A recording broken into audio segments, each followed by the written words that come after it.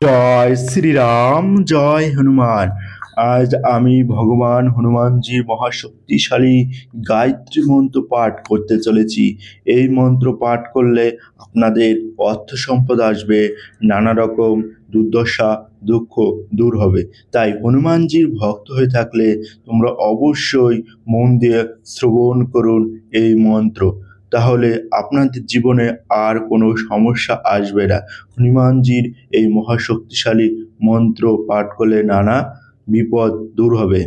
ওম নমো হনুমতে রুদ্রবতরায় সর্বশত্রু সংহারণায় সর্বরোগ হরায় সর্ববশীকরণায় রামদূতায় সাহা। এই হচ্ছে হনুমানজির গায়ত্রী মন্ত্র। এখন এই মন্ত্রর অর্থ কি সেই সম্পর্কে আমি তোমাদের মাঝে আলোচনা করতে চলেছি। তাই তোমরা যারা হনুমানজির ভক্ত ভিডিওটা সম্পূর্ণ পুরো দেখো।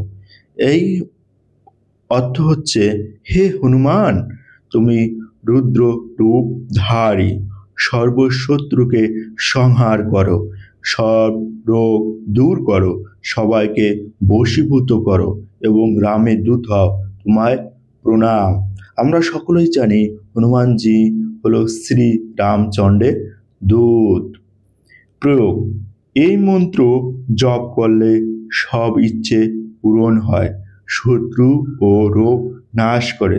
তোমাদের যাদের শত্রু আছে তারা এই মন্ত্র পাঠ করবে। এই মন্ত্র শত্রু বিনাশকারী মন্ত্র হিসাবে ব্যবহার করা হয়। চলো তাহলে আমরা এই মন্ত্র শুরু করব। তার আগে একটি কথা, এই মন্ত্র যখন পাঠ করবেন 108 বার শ্রবণ করবেন। আমি 108 বার শ্রবণ করছি না, তাহলে ভিডিওটা লম্বা হয়ে যাবে। তাই আমি কয়েকবার এই মন্ত্র শোনাচ্ছি পাঠ করে। ওম নমো হনুমতে রুদ্রবতরায় সর্বশত্রু সংহারণায় সর্বরোগ হরায় সর্ববশীকরণায় রামদূতায় সাহা। ওম নমো হনুমতে রুদ্রবতরায় সর্বশত্রু সংহারণায় সর্বরোগ হরায় সর্ববশীকরণায় রামদূতায় সাহা। ওম নমো হনুমতে রুদ্রবতরায় সর্বশত্রু সংহারণায় সর্বরোগ হরায় সর্ববশীকরণায় রামদূতায় সাহা। ওম নমো হনুমতে রুদ্রবতরায় সর্বশত্রু সংহারণায় সর্বরোগ হরায় সর্ববশীকরণায় রামদূতায় সাহা। ওম নমো হনুমতে রুদ্রবতরায় সর্বশত্রু সংহারণায় সর্বরোগ হরায় সর্ববশীকরণায় রামদূতায় সাহা। ওম নমো হনুমতে রুদ্রবতরায় সর্বশত্রু সংহারণায় সর্বরোগ হরায় সর্ববশীকরণায় রামদূতায় সাহা। ওম নমো হনুমতে রুদ্রবতরায় সর্বশত্রু সংহারণায় সর্বরোগ হরায় সর্ববশীকরণায় রামদূতায় সাহা।